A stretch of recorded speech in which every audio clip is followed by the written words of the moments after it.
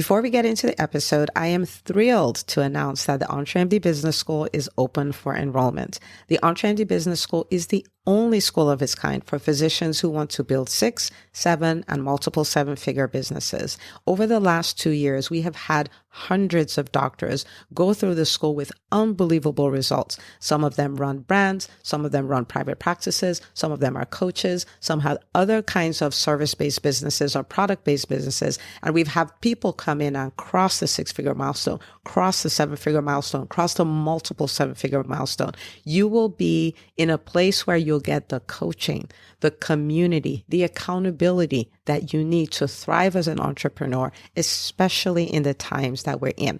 So maybe you've been following me for a while. Maybe you've been getting so much out of the EntreMD podcast and you've been wondering, how can I work with Dr. Una and the community more? Well, this is your chance. Come join us in the EntreMD Business School. It is application only. So go to entremd.com/business to turn in your application. I cannot tell you how many doctors have made statements like this. I recovered my investment in the first week. I recovered my investment in my bank account in the first 90 days. This is the best investment I've made in myself ever. I want you to have that kind of story, not just a story of building a great business that serves a lot and earns a lot, but having a business that gives you the freedom to live life on your terms. So don't wait any longer. entremd.com/business. And now for the episode. Hi, docs. Welcome to the EntreMD podcast, where it's all about helping amazing physicians just like you embrace entrepreneurship so you can have the freedom to live life and practice medicine on your terms. I'm your host, Dr. Una. Hello. Welcome back to another episode of the EntreMD podcast. Super pumped that you are here. Now, I heard the most amazing story from one of the listeners, who's now a student in the EntreMD Business School, but she sent me a story about the impact this podcast has had. And I was like, I need to share this. So big shout out to you, Darian Looney. I said I was going to shout you out. He's a 15-year-old who happened to be listening to an episode of the podcast. I'm going to share his story with you. Okay. So his mother sent me this email. She said, "Hi, Dr. Una. I just had to email you about an unexpected effect of listening to your podcast. My 15-year-old son had to do a speech with a partner as part of a championship challenge in his history class. I could tell he wanted to win, but there was another kid in the class who he thought had a really good chance of winning the championship. He did most of the work writing the speech, but said his partner would deliver it. I couldn't quite tell if he was too shy to deliver it or if he simply gave in to the other student's desire to deliver the speech. I encouraged him to make sure the other student practiced, etc., because his grade depended on the other kid's performance. At any rate, on our drive to school that morning, I was playing your podcast where you were talking about imposter syndrome. He and I had a discussion about it. I told him that he was well prepared, etc., etc. Fast forward to the end of the day, my son told the other kid he'll deliver the speech himself. He did the speech, his team won the championship, and his work was showcased in another class. When I asked him what made him change his mind about delivering the speech, he looked at me rather puzzled and asked me if I didn't remember the conversation in the morning. You're helping more than just docs. Isn't that crazy? So here's a 15-year-old who embraced speaking, won a championship, had his stuff showcased in another class because he listened to the podcast. I told her, I was like, that is the most amazing story I've ever heard from the podcast. All right. So big shout out to you, Darian. You, my friend, are going places and don't stop speaking. It is an amazing skill to have. Shout out to you. All right, people. So let's dig into this episode here. I hope the 15-year-old has inspired you to embrace all the things. But I was thinking, and you guys know I share a lot of my thoughts with you, and it dawned on me that success can be dangerous. Not in the way you think, but success can be dangerous. And today we're going to be looking at the most dangerous thing about success. Success is one of those things that can make you stop. It can make you stop trying to become better. It can make you stop trying to set bigger goals. It can make you give up on habits that you had that brought you where you were because you're successful. And the problem with that is because you're successful, people may not know. People may not know. You may not know that you've settled. And I talk about it on the podcast a lot. We don't want to settle. And it's not about ambition. It's not about, oh, I want to make all this money and I want to just keep pushing. It's not about that. It's about becoming everything you have the potential to be. Like, why not, right? If you're wired to do it, if you have the capacity to do it, why not? Why not strive to be the best version of yourself? Life is an adventure, right? Why not strive? But success can kind of lull you to sleep. It really can. You know how they say that the good is the enemy of the great? When you're successful, you're good. If you settle, you stay good. And you'll never become great. Never. And I don't know about you, but I want to be great. And not for the sake of being great. I just want to be everything I can be. So I'm going to give you some things to look at so you can kind of have a meeting, accountability meeting with yourself and discover, have I settled? And the thing about settling is it's so subtle that you may not even recognize it. So you used to be the person who worked out every day. It was your habit and it was, for your mental health and your physical health. But now you're at the weight you should be at and you're okay. So you skip workouts. You know what I mean? In the beginning of your business, you were telling everybody. You were going out there. You're putting your message out there. You were diligent. You were doing the coaching. You were doing everything. And you hit your first 100,000 or 500,000 or a million or whatever it is. And then you settle. You settle. And Ed Mylett, he has a way of talking about it. And he's like, what is the price? What is the price for your destiny? Like, what is that thing that you'll get that will stop you from chasing? You know what I mean? You're the one that's supposed to build that business, that's supposed to completely disrupt an industry, completely liberate a group of people. But you hit your first 300,000 and then you settle. You're like, I don't need to keep doing this. I don't have to. So what was your price? What was the price? It was 300,000. You took that in exchange for destiny, right? Okay. So let's take a look at this. I had to have a conversation with myself.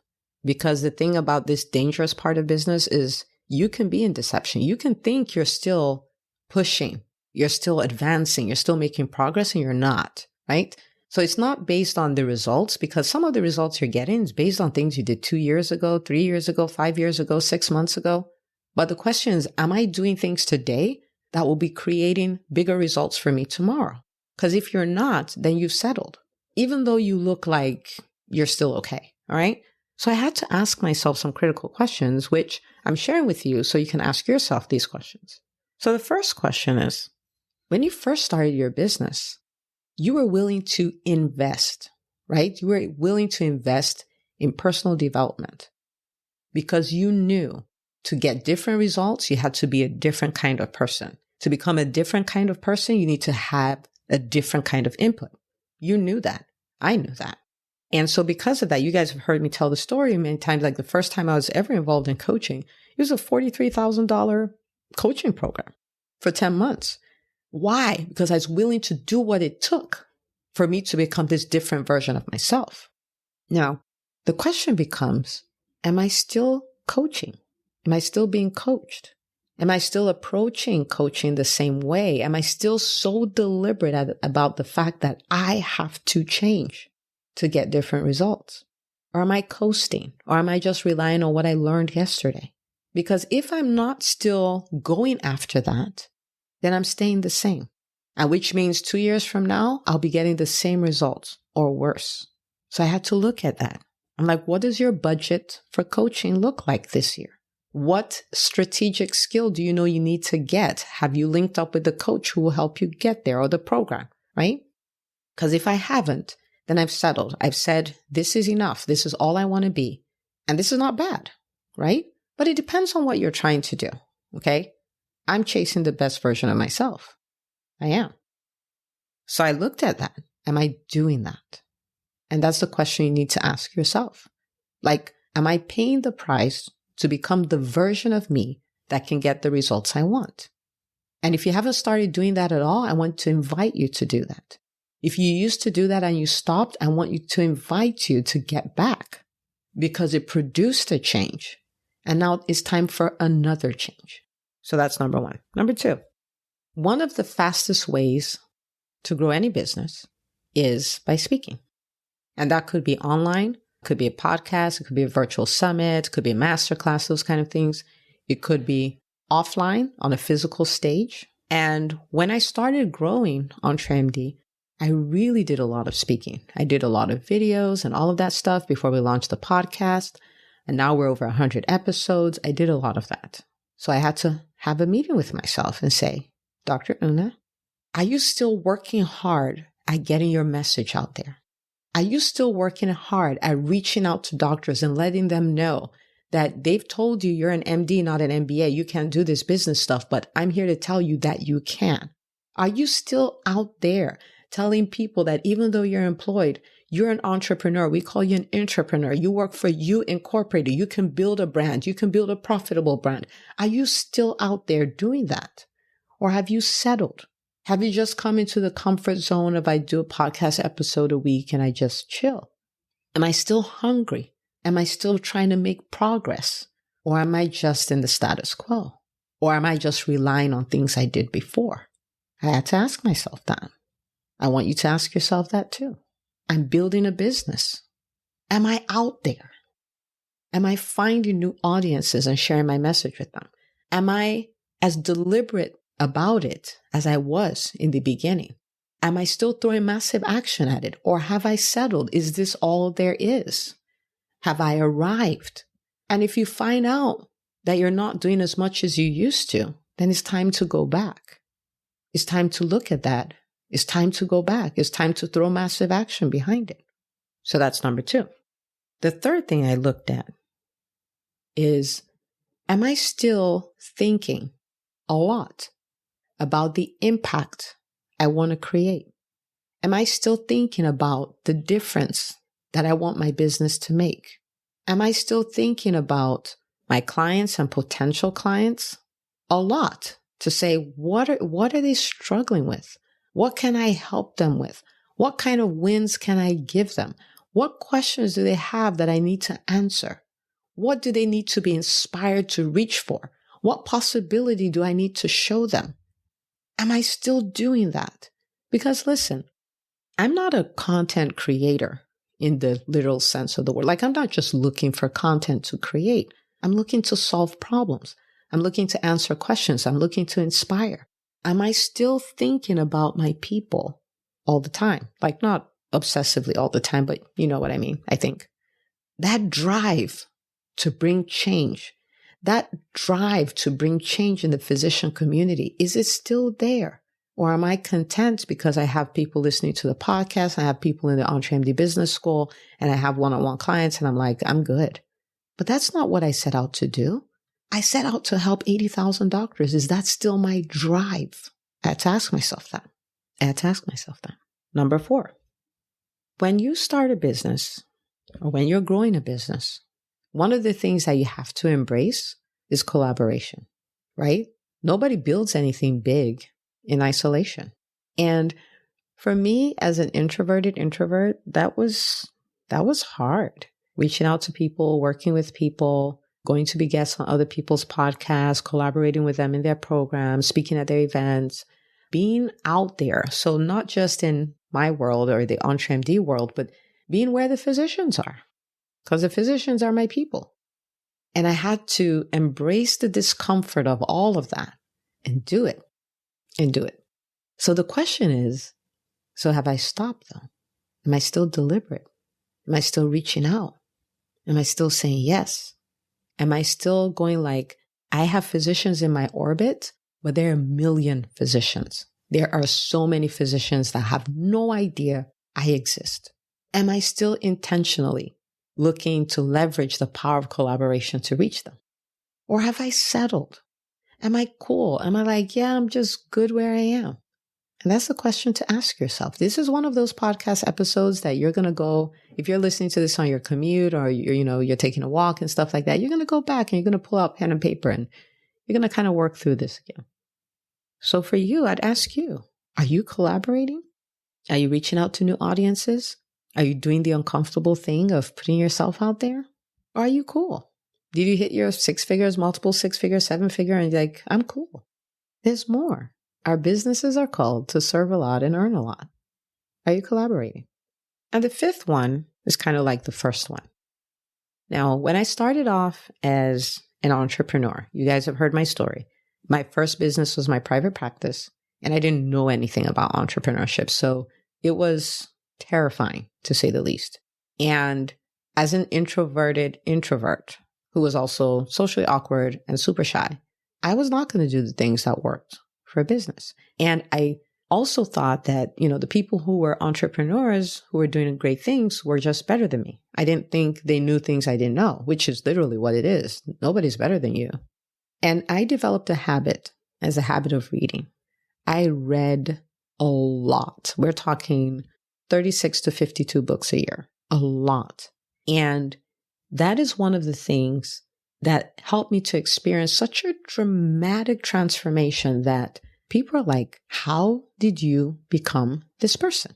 How did you become this person? So the question is, am I still a voracious reader? Am I still reading a lot? Do I go after knowledge and information, knowing that in a book, in a CD, somewhere is the transformation that I'm looking for? Am I still hungry or am I satisfied? Am I okay to now read a book every other month? And this is not, oh, no, I read. No. I have to look back to the last 3 months. What did I do? That's the answer to the question. So did I settle? Have I arrived? Or am I still going? The good is really the enemy of the best. And that's the reason why you should always have goals that are out there. Because the goals that are out there keep you uncomfortable. They keep you striving. They remind you that you haven't arrived, not in a dissatisfied kind of way, but it keeps you still hungry for more. Still hungry for more.